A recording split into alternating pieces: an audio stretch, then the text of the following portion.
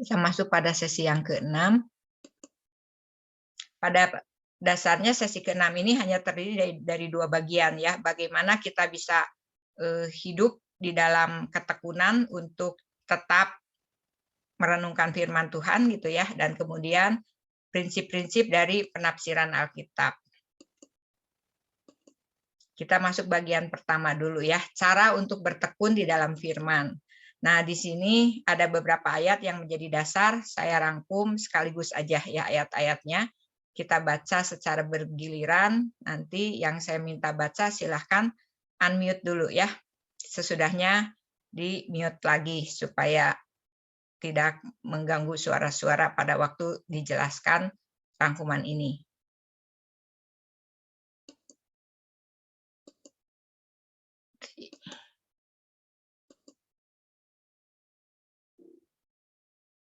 Kita buka Yohanes 8 ayat 31-32. Silahkan dibacakan oleh Musu Sekyun. Yohanes 8, 31-32. Oke. Yohanes 8 ayat 31 sampai dengan 32. Maka katanya kepada orang-orang Yahudi yang percaya kepadanya, jikalau kamu tetap dalam firman-Ku, kamu benar-benar adalah murid-Ku, dan kamu akan mengetahui kebenaran, dan kebenaran itu akan memerdekakan kamu.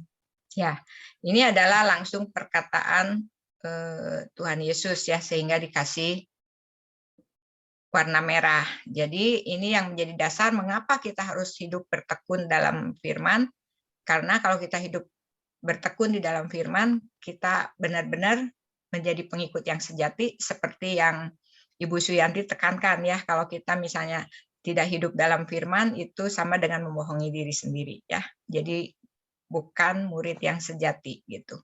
Kemudian firman Tuhan itu kalau kita udah nikmati itu akan sungguh-sungguh memerdekakan kita, karena kita tahu hidup di dalam dunia ini penuh dengan ketakutan, penuh dengan ancaman, penuh dengan intimidasi segala macam ya. Saat ini kita juga diintimidasi oleh virus pandemi dari COVID-19 ini sudah beberapa tahun. Nah, kalau kita hidup di dalam firman, kita bisa bebas menjadi orang-orang yang merdeka dan mencicipi kenikmatan firman.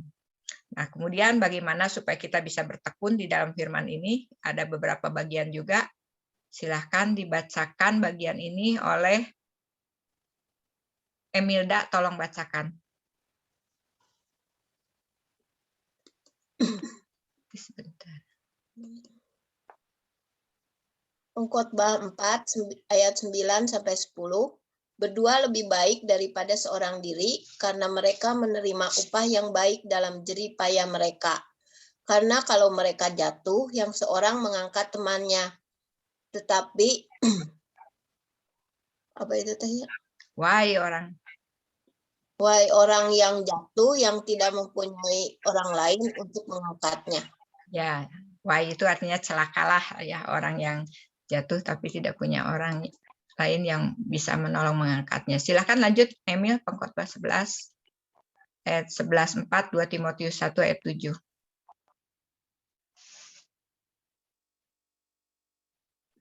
Siapa senantiasa memperhatikan angin tidak akan menabur, dan siapa senantiasa melihat awan tidak akan menuai. Sebab Allah memberikan kepada kita bukan roh ketakutan, melainkan roh yang membangkitkan kekuatan, kasih, dan ketertiban. Ya.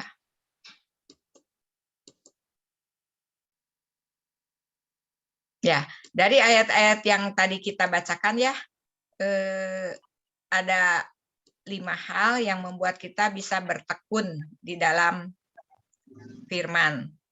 Disingkatnya itu, untuk ingatnya itu BBM, MB gitu ya. B yang pertama itu buatlah suatu keputusan, B yang kedua buatlah suatu deklarasi, M yang ketiga milikilah suatu tekad, M yang keempat mencari partner, B yang terakhir bersandar pada Allah.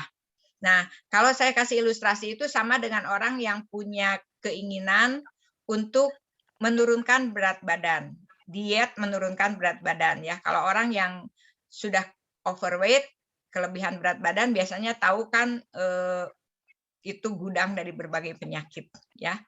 Jadi pada waktu dia mau menurunkan berat badannya, dia harus punya keputusan sadar pertama bahwa dengan kelebihan berat badan itu akan mencelakai ya kesehatannya gitu. Ada seorang artis yang kelebihan berat badan ya, luar biasa kelebihan berat badannya. Untuk ngambil keputusan juga sulit ya. Harus masuk bagian kedua, mendeklarasikan bahwa dia mau menurunkan berat badan sampai pada waktu itu temennya yang kasihan kasih taruhan, kalau kamu berhasil dalam waktu periode tertentu berat badannya turun, dikasih uang gitu ya, cukup besar uangnya. Akhirnya dengan tekad karena ada deklarasi, akhirnya turun berat badannya gitu, sesuai dengan sasaran. Nah itu persislah kalau kita mau hidup bertekun dalam firman, harus ada keputusan dalam hati, tapi itu nggak cukup, biasanya mundur gitu ya. Jadi kita harus ucapkan di mulut, ada saksinya gitu, supaya akhirnya kita lebih bertekad untuk melakukannya. Jadi sesudah itu ada kemauan yang kuat ya, ada kemauan yang kuat. Lalu tadi ya, berdua lebih baik daripada seorang diri, cari partner, komit gitu kan. Beberapa orang janjian yuk supaya lebih semangat. Sama misalnya kalau yang mau turun berat badan, dia janjian olahraga. Kalau cuma sendiri, paling dia melakukan beberapa hari, udahnya males lagi olahraganya gitu. Tapi kalau janjian sama teman, mau nggak jadi juga ingat dia udah janji sama teman hari ini harus olahraga. Jadi ada semangat gitu ya. Saya juga kalau misalnya bukan karena perjalanan 40 hari gitu kan, untuk merenungkan firman juga lebih males dibanding dengan bareng-bareng gitu ya, ada semangat. Lalu yang terakhir ya kita bersandar kepada kekuatan Tuhan pada waktu tekad kita mulai kendor gitu kan, kesibukan kita juga menindih semua keperluan saat teduh kita gitu. Nah, di sana kita harus bersandar pada kekuatan Tuhan ya, apalagi kalau secara mental, secara kejiwaan juga kita lagi stres gitu ya. Di sana kita perlu kekuatan Tuhan untuk tetap melaksanakan tekad kita. Lalu sekarang yang kedua, prinsip-prinsip dalam menafsirkan Alkitab. Nah, di bagian ke-6 ini memang semuanya pengulangan ya dari sesi 1 sampai 5. Kita baca ayat-ayatnya, 1 Korintus, ayatnya rada cekcelok ya, ayat 2, pasal 2 ayat 11 sampai dengan pasal 16b, tapi ada yang dilompat. Nanti saya minta Cian tolong bacakan. 1 Korintus 2 ayat 11. Siapa 11, gerangan 12. Ya, sampai 16b. Ya. Siapa gerangan manusia yang tahu apa yang terdapat di dalam diri manusia selain roh manusia sendiri yang ada di dalam dia? Demikian pula lah tidak ada orang yang tahu apa yang terdapat di dalam diri Allah selain roh Allah. Kita tidak menerima roh dunia, tetapi roh yang berasal dari Allah, supaya kita tahu apa yang dikaruniakan Allah kepada kita. Tetapi manusia duniawi tidak menerima apa yang berasal dari roh Allah, karena hal itu baginya adalah suatu kebodohan, dan ia tidak dapat memahaminya. Sebab hal itu hanya dapat dinilai secara lahir. Tapi kami memiliki pikiran Kristus. Ya, di sini yang dibicarakan tentang roh Allah dan pikiran Kristus ya intinya. Yohanes 16 ayat 13 sampai 14. Silahkan Ibu Suyanti tolong bacakan. Yohanes 16 13 14. Yohanes 16 ayat 13 sampai 14. Tetapi apabila ia datang, yaitu roh kebenaran, ia akan memimpin kamu ke dalam seluruh kebenaran. Sebab ia tidak akan berkata-kata dari dirinya sendiri, tetapi segala sesuatu yang didengarnya, itulah yang akan dikatakannya. Dan ia akan memberitakan kepadamu hal-hal yang akan datang. Ia akan memuliakan aku, sebab ia akan memberitakan kepadamu apa yang diterimanya daripada. Ya, di sini kembali ya Roh Kudus yang ditekankan yang akan menolong kita menuntun kepada seluruh kebenaran pada waktu kita membaca firman Tuhan. Jadi di sini ada beberapa prinsip dalam menafsirkan Alkitab supaya kita bisa menafsirkan tidak melenceng jauh dari yang dimaksud Allah ya. Pertama itu kita perlu iman kepada Tuhan Yesus. Jadi murid Kristus dulu gitu ya. Jadi diperbaharui menjadi manusia baru Dan kemudian Roh Kudus dijanjikan oleh Tuhan Yesus yang akan menyertai kita sampai akhir zaman. Dia yang akan menuntun kepada seluruh kebenaran Allah.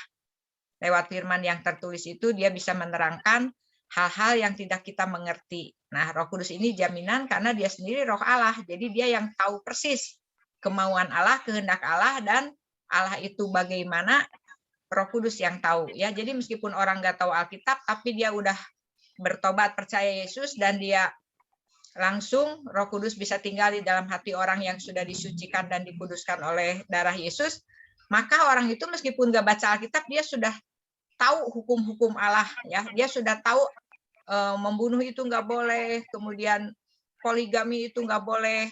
Padahal mungkin dia buta huruf misalnya, ya. Pada waktu misionaris memberitakan Injil ke suku-suku yang masih tanda petik kurang beradab gitu ya.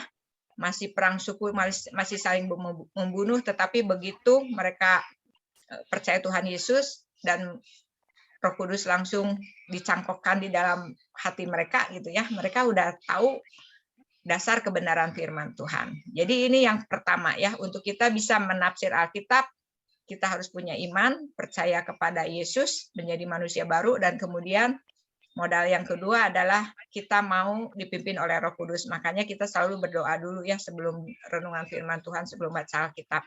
Punya relasi pribadi dengan Roh Kudus, dan Roh Kudus inilah yang menghidupkan huruf-huruf tertulis, huruf-huruf mati daripada firman Tuhan. Jadi ada Yesus firman yang hidup dan ada Roh Kudus yang dulu mengilhami penulis Alkitab. Sekarang dia menerangi pembaca Alkitab untuk mengerti apa yang tertuang dalam Alkitab gitu ya. Nah, Alkitab yang kedua, Alkitab adalah tafsiran terbaik untuk Alkitab itu sendiri. Jadi bukannya tafsiran-tafsiran, buku-buku tafsiran juga banyak ya, tafsiran dari orang-orang percaya gitu. Tetapi yang paling baik untuk menafsirkan Alkitab itu adalah Alkitab sendiri. Jadi yang pertama itu bacalah Perjanjian Lama dengan melihat hal-hal yang diajarkan oleh Perjanjian Baru. Demikian juga bacalah Perjanjian Baru tanpa mengabaikan hal-hal atau pandangan dari Perjanjian Lama gitu ya, karena keduanya itu diilhamkan oleh Roh Kudus, baik Perjanjian Lama dan Perjanjian Baru bobotnya sama ya, bobotnya sama, mutunya sama, kualitasnya sama, dan hukum-hukum dasarnya itu sama. Kemudian yang kedua, bagian Alkitab yang tidak jelas harus ditafsirkan berdasar bagian Alkitab yang jelas. Itu ada contohnya ya, 1 Korintus 15 ayat 29. Tentang baptisan orang mati, apakah orang mati memang dibaptis gitu. Nah, kita kalau lihat tafsiran pada latar belakang pada zaman itu, ternyata pada waktu itu memang ada beberapa orang yang merasa kalau misalnya saudaranya meninggal belum percaya gitu, mereka punya tradisi yang hidupnya itu harus dibaptis supaya nanti yang meninggalnya bisa diselamatkan. Itu tradisi yang salah ya, tetapi Paulus memakai contoh itu mengatakan karena ada kepercayaan itu, maka mereka itu percaya ada kehidupan sesudah kematian gitu, sehingga mereka ingin menyelamatkan saudara-saudaranya yang nggak sempat dibaptis, nggak sempat percaya tapi udah meninggal, dengan cara mereka mewakili yang hidupnya itu, mewakili saudara-saudara yang sudah meninggal untuk dibaptis supaya mereka juga bisa diselamatkan dalam kehidupan sesudah kematiannya. Nah, Paulus nggak mengajarkan bahwa orang meninggal itu bisa diselamatkan dengan diwakili oleh iman orang hidup gitu ya, tapi Paulus mengajarkan bahwa dengan adanya demikian maka sebenarnya orang-orang itu percaya bahwa ada kehidupan sesudah kematian gitu. Jadi bagian yang tidak jelas ini harus ditafsir berdasarkan bagian Alkitab yang jelas. Bagian Alkitab yang jelas dengan jelas mengatakan orang sesudah meninggal itu nggak bisa diselamatkan ya, mereka itu mempunyai kesempatan untuk diselamatkan jikalau pada waktu hidupnya mengalami pertobatan dan perjumpaan pribadi dengan Tuhan. Kemudian bagian yang ketiga, jangan merumuskan suatu doktrin hanya berdasar suatu peristiwa historis. Ya, ini juga ada contohnya Markus 1 ayat 35. Tuhan Yesus berdoa di waktu pagi hari terus pakai doktrin kalau kita berdoa harus pagi gitu ya. Jadi nggak bisa berdasarkan peristiwa. Jangan menafsirkan Alkitab berdasar pengalaman pribadi, tetapi sebaliknya. Jadi justru pengalaman pribadi kita, benar enggaknya ini pengalaman dari Tuhan, harus kita lihat berdasarkan ayat-ayat dan kebenaran Alkitab gitu. Ada istilah eksegesis. Ini yang benar ya. Jadi ayat-ayat Alkitab itu dikeluarkan. Maksudnya apa? X itu keluar ya. Bukan eisegesis, bukan pengalaman-pengalaman kita dicocok-cocokkan untuk menafsirkan Alkitab. Jadi pengalaman kita itu yang dijadikan doktrin. Dicari ayat-ayat dasarnya untuk membenarkan apa yang kita alami gitu sebagai firman Tuhan. Nah, itu salah. Jadi memasukkan pengalaman pribadi, dicari-cari dasarnya supaya jadi setara dengan firman Tuhan, itu salah ya. Jadi menafsirkan Alkitab itu harus apa yang dikatakan oleh Alkitab itu yang kita pegang gitu kebenarannya. Ya. Jadi Rick Warren ini sudah memberikan contoh sederhana ya dengan 5 metode bagaimana kita bisa menafsirkan, merenungkan ayat-ayat Alkitab dengan beberapa metode penafsiran yang tidak perlu alat bantu. Kita tidak pakai ensiklopedia, kita tidak pakai komentari atau tafsiran-tafsiran para ahli teologi gitu, tetapi benar-benar bersandar kepada hati, pikiran ya, hati kita yang rindu, kemudian pikiran kita dan Roh Kudus yang menerangi. Jadi itu metode penafsiran yang sederhana ya. Ada 5 metode merenungkan firman, dari ucapkan, bayangkan, personalisasikan gitu kan, parafrasekan, selidiki. Nah, nanti silahkan dibagikan dari 5 metode itu mana yang paling